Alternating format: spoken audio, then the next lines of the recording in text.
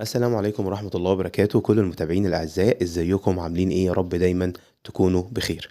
طبعا في الفيديو ده هنتكلم عن فيرب جديد وفيرب مهم جدا في اللغة الإنجليزية، بيجي معاه حرف جر وبتغير معناه حسب الجمل اللي هنستخدمها فيه. الفعل ده زي ما حضراتكم شايفين هو كلمة تيك اوف.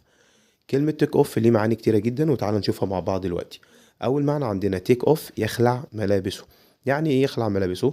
بقول مثلا I feel hot، بشعر بالحر. I will take off my jacket. When I arrived my home I took off my shoes. لما وصلت المنزل خلعت الحذاء. طيب كلمة take off لها معنى تاني، لها معناها تقلع للطائرة أو الطائرة تبتدي الرحلة بتاعتها أو تبتدي في الانطلاق. I can see the plane in the sky. It took off a moment ago. بيقول أنا شايف الطائرة في السماء أقلعت منذ دقائق. take off برضو معناها يترك مكان أو يغادر هذا المكان.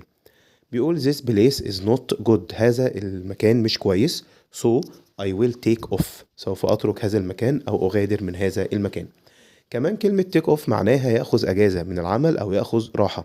يعني ممكن نقول I am tired today. النهاردة بكون متعب. So I will take today off. يعني هاخد النهاردة أجازة. يبقى take off يأخذ أجازة. عندنا كمان كلمة take off معناها تنطلق مسيرته أو معناها ينجح. ينجح في مسيرته أو في شغله أو في عمله.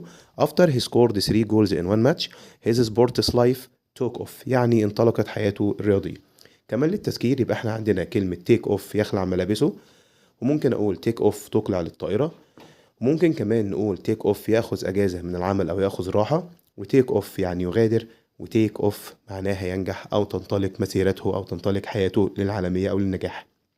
لو سمعت الفيديو الآخر ما تبخلش علينا بلايك، وما تنساش تعمل شير للقناة علشان الكل يستفيد، وما تنساش برضو تكتب لي انت بتتابعني منين في التعليقات، وما تنساش اهم حاجة تصلي على النبي، واشوفك في فيديو